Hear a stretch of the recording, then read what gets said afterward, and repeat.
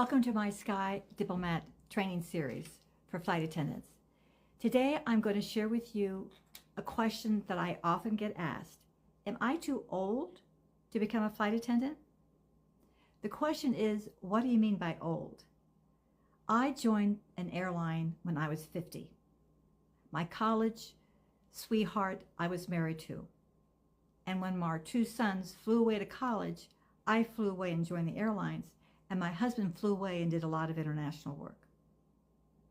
So no, it's not too old. And then my very best friend, who also joined when I was 50, she was 60. Yes, 60 when she joined. And both of us retired after we had served about 20 years. So no, you can join. But let me share something very, very important. Probably because of my age, at 50, the first few weeks, that first month, I was always asking questions of the pilots.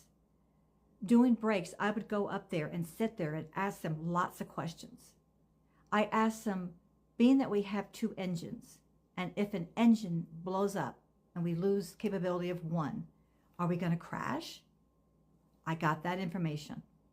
Also, I said, if you're not going to believe this, that if either one of you are incapacitated, show me what I would need to do to interact with ground control. And somehow, do you think you could train me on how to land this plane? And sure enough, they gave me some very, very basics. The bottom line is, all my years as a flight attendant, I did not have to land a plane, thank goodness. But I was involved in blown engines, fire on board, medical emergencies, you name it. But I want to share with you what the power of being older, an older generation flight attendant, how that empowers you to take control when there is an emergency. My personal experience, and let me share with you, this was in the first 6 months when I was a new flight attendant. And we did have an engine that blew out while we were 35,000 feet high. However, I knew, no big deal, we've got another engine. We'll land it, there's no problem. You see, I knew this up front.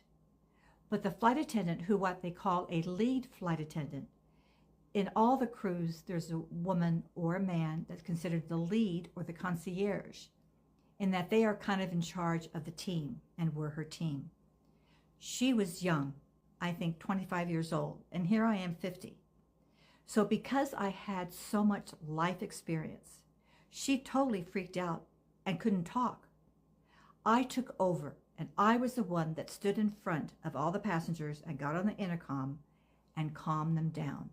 I told them what the situation was, be sure their seatbelts are fastened, and we'll just have to land the plane, disembark, and most likely we'll get another plane will take us to our final destination. There were passengers that had their rosaries out. I remember that. And they were saying the rosaries because, you know, even though I came on trying to allay their fears, they were freaked out. Of course, it's human nature. The point here is to share with you the value of age when you are considering becoming a flight attendant. If you are 50 or even 60, these airlines need you. One simple reason, life experience. You have been in many emergencies. You know how to take control.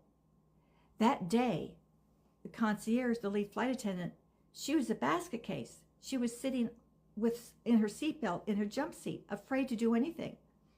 I rose to that moment. I was in contact with the pilots.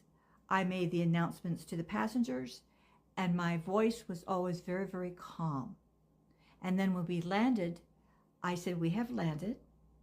We're waiting for a bus because they had us actually out on a tarmac. Because when you have a blown engine, you see, I know all these reasons because when I was brand new, I was always interviewing the pilots.